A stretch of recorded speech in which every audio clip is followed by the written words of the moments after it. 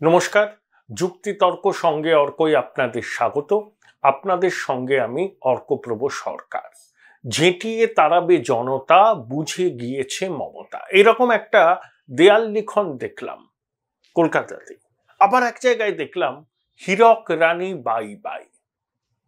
আবার বিধাননগরে দেখছি যে no vote to BJP campaign করা হচ্ছে। Doctor B R. আম্বেদকরের ছবি দিয়ে হাতে সংবিধান নিয়ে তিনি দাঁড়িয়ে, নিচে নো ভোট টু বিজেপি, কয়েকজন ব্যক্তির নাম রয়েছে। এই যে হীরক রানী বাই বাই, এই কথাটা শুভেন্দু সহ বিজেপি নেতারা বলেন। দেয়াল লিখনটা কি? দেয়াল লিখনটা হচ্ছে এই নির্বাচনে তৃণমূলের বিপর্যয় হচ্ছে।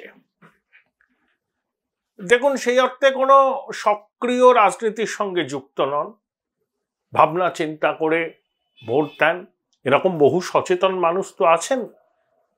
কনসেপ্ট অফ হেজিমনি ব্যাখ্যা করতে গিয়ে গ্রামসি যাদের বলেছিলেন অর্গানিক ইন্টেলেকচুয়াল, এরা শুভা শ্রীজাত সুবোধ নয়, এরা অর্গানিক ইন্টেলেকচুয়াল, খেটে খেটে খান, পেশাগতভাবে কেউ সফল, কেউ জীবনযুদ্ধে লড়ছেন। তারা কিন্তু বলছেন, অনেকে, সবাইকে না, এনাফ ইজ এনাফ। এই সাইলেন্ট মেজরিটি কিন্তু ডিসাইডিং ফ্যাক্টর। কমিটেড ভোটাররা কোনো দিন কোনো রাজনৈতিক দলের ভাগ্য স্থির করে না, করে হচ্ছে ওই সাইলেন্ট মেজরিটি ফ্লোটিং ভোটার, যারা ঘটনাগুলোকে নিজেদের মতো করে বিশ্লেষণ করে কোন ভোটে কাকে, কোন দলকে দেব সেটা ঠিক করেন। বিধানসভা নির্বাচনে তাদের ভোটের প্যাটার্ন একরকম হয়, লোকসভা নির্বাচনে আর একরকম হয়।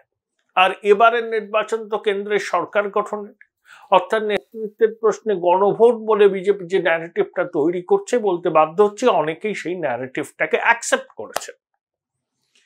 এবার আসুন, কেন পিসি ভাইপো দেয়াল লিখন পড়তে পেরেছেন। দেখুন, 26,000-এর কাছাকাছি চাকরি বাতিল কলকাতা হাইকোর্ট যে করেছে, তার একটা সামাজিক অভিঘাত তৈরি হয়েছে, এবং এই সামাজিক অস্থিরতার তৈরির দায় কার? আদালতের না, রাজ্য সরকারের, শিক্ষা দপ্তরের, এসএসসি, মধ্যশিক্ষা পর্ষদের। যোগ্য চাকরি প্রার্থীদের চাকরি গেছে, তাদেরকে শিখণ্ডী হিসাবে ব্যবহার করে রাজ্য সরকার অযোগ্যদের চাকরি টিকিয়ে রাখতে চাইছে। মুখ্যমন্ত্রী কি নাটক করছেন, মাইক নিয়ে এ প্রান্ত থেকে ও প্রান্ত দৌড়ে আদালতকে ভর্ৎসনা করছেন। বিজেপির আদালত হয়ে গেছে, আর ছোটবাবু তো আর এক কাঠি উপরে, সবার থেকে তিনি আলাদা। সাধে বলেছেন প্রশান্ত কিশোর, টবে লাগানো গাছ, শূন্য কমবের ঝংকার। লেখাপড়া করেছেন হয়তো, কিন্তু ওই লেখাপড়া যে কোনো ছেলেই করে। জানি না উচ্চ মাধ্যমিক স্তরে কত শতাংশ নম্বর পেয়েছেন, তারপরে কি করেছিলেন সেটা জানি, সেটা নিয়ে বিস্তর বিতর্ক আছে, ওসব ছেড়ে দিন। কিন্তু একটা ওভার স্মার্ট না, পকেটে হাত ঢুকিয়ে এরকম কথা বলেন যে অভিজিৎ বাবু বিজেপিতে যোগদান করেছেন। অভিষেকের দাবি তিনি বিচারপতি থাকাকালীন বিজেপির সঙ্গে যোগাযোগ রাখতেন, এখন বিজেপিতে গেছেন, তাহলে কি আদালতকেই তুলে দিতে হবে? আবার মারাত্মক কথা বলেছেন যে আমরা ক্রিকেট ম্যাচ ফিক্সিং এর কথা শুনি, বেটিং এর কথা শুনি, এখানেও নাকি রায় ফিক্সিং হচ্ছে, বেঞ্চ ফিক্সিং হচ্ছে। ভাবতে পারছেন, ও একটা সাংসদ, প্রকাশ্য সবাই দাঁড়িয়ে আদালতকে এই ধরনের কথা বলছে। তবে ডিওয়াই চন্দ্রচূড় একবার বলেছিলেন, জানেন তো, যে বিচারপতিরা যেরকম ভাবে ট্রোলড হন রায় পছন্দ না হলে অনেকের কাছ থেকে, সেগুলোতে মাথা দিলে নিজেদের যে দায়িত্ব আছে সেই দায়িত্ব তারা আর পালন করতে পারবেন না। যদিও প্রধান বিচারপতি ডিভিশন বেঞ্চে বিকাশ রঞ্জন ভট্টাচার্য সহ কজনা আইনজীবী মুখ্যমন্ত্রীর বিরুদ্ধে ব্যবস্থা নেওয়ার দাবি তুলেছেন।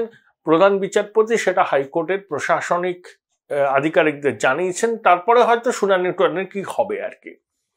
মুখ্যমন্ত্রী এরকম চাইছেন একটা অবমাননা, এরকম একটা হোক, তিনি আবার লাইমলাইটে যাবেন, বলবেন দেখো আদালতের বিরুদ্ধে বলেছিলাম, মানুষের স্বার্থে আদালত আমাকে করেছে। Join Indian institute of hotel management now, right choice, right decision. তবে কৌশিক চন্দ্রের এজলাসে ওনাকে জরিমানা দিতে হয়েছিল। উনি সংবিধান মানবেন না, উনি আইন কানুন মানবেন না, উনি ভাবেন উনি যা বলবেন লোকে সবাই সেটা মানবে।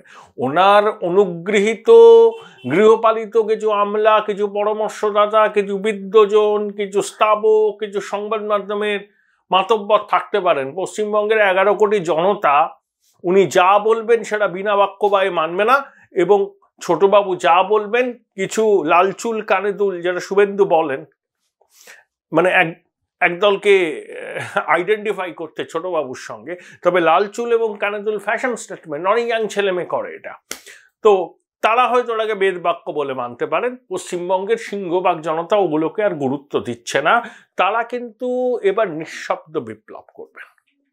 দেখবেন 4 জুন যখন ইভিএম খোলা হবে গণনার জন্য, এমন এমন অপ্রত্যাশিত ফলাফল আসবে, চমকে যাবেন। তৃণমূল তো ভাবছে একটা সিটে 200% নিশ্চিত। দেখবেন ইভিএম গোনা হচ্ছে, গণেশ উল্টে গেছে। এরকম গণেশ অনেক উল্টবে। প্রধান বিরোধী দলেরও 2-1 জায়গায় সেটব্যাক হবে, কিন্তু এখনো অব্দি যে ট্রেন্ড, প্রধান বিরোধী দল ভালো ফল করবে। বিভিন্ন সমীক্ষা 19 থেকে 29 বলছে। আমার ধারণা ব্যক্তিগত এই মুহূর্তে প্রতিদিন কিন্তু পট পরিবর্তন হচ্ছে।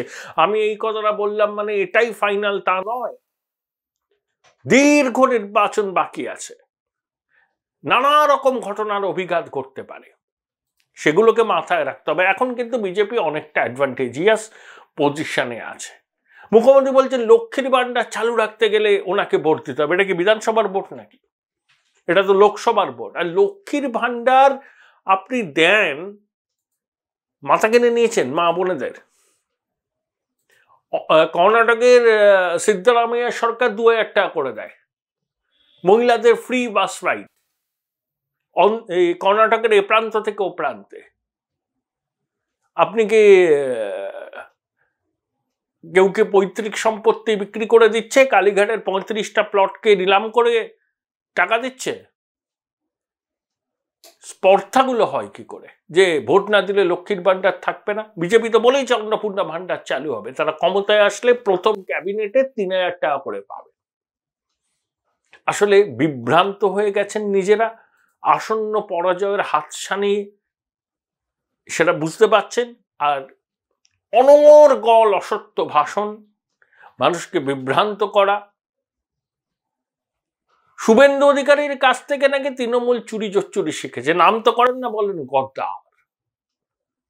আচ্ছা, আপনারা যারা পশ্চিমবঙ্গের রাজনীতি সম্পর্কে ওয়াকিবহাল, নন্দীগ্রাম আন্দোলনে অধিকারী পরিবারের ভূমিকা তো ছিল।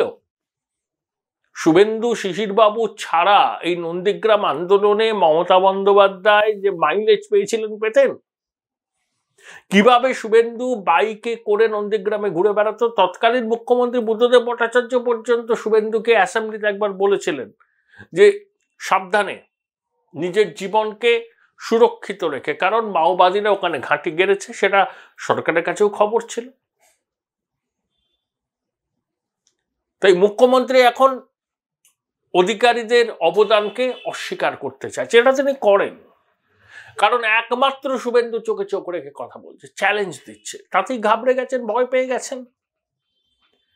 সূর্যকান্ত মিশ্র যখন বিরোধী দলনেতা ছিলেন, ওনার বিহ্বলতাই কাটেনি 34 বছর ক্ষমতা হারানোর পর। আর মান্নান সাহেব নিজের দলের কাছ থেকেই সহায়তা পায়নি। আর শুভেন্দু অধিকারী চোখে চোখ রেখে দেখিয়ে দিচ্ছেন ভাই বিরোধী দলনেতার কাজটা ঠিক কি। আর সরকারের মধ্যে শুভেন্দু অধিকারীর নিজস্ব একটা নেটওয়ার্ক আছে, তাই সমস্ত খবরও পেয়ে যায়। সেটাই মমতা বন্দ্যোপাধ্যায়ের একটা চরম ক্রোধ বিরক্তির কারণ। আর শুভেন্দু যেভাবে ছোটবাবুকে নিশানা করছেন, তাতেও পিসি তেলে বেগুনে জ্বলে উঠছে। তাই তার 1 পয়েন্ট এজেন্ডা শুভেন্দু অধিকারীকে রাজনৈতিকভাবে খতম করা। শুভেন্দুর 1 পয়েন্ট এজেন্ডা মুখ্যমন্ত্রীকে প্রাক্তন করা। কিন্তু আজ যা পরিস্থিতি, তাতে কথা বলতে আমার কোনো কুণ্ঠা নেই। 6 মাস আগেও বিজেপির যে রাজনৈতিক কি বলবো অবস্থান ছিল এই রাজ্যে, তার থেকে অনেক অনেক ভালো জায়গায় আছে। সাংগঠনিক দুর্বলতা আছে, কিন্তু আগের থেকে বেটার। সুকান্ত শুভেন্দুবাবু একসাথে কাজ করছেন, সর্বোপরি প্রধানমন্ত্রী মোদীর জনপ্রিয়তা এবং নেতৃত্বের প্রশ্নে কনবর।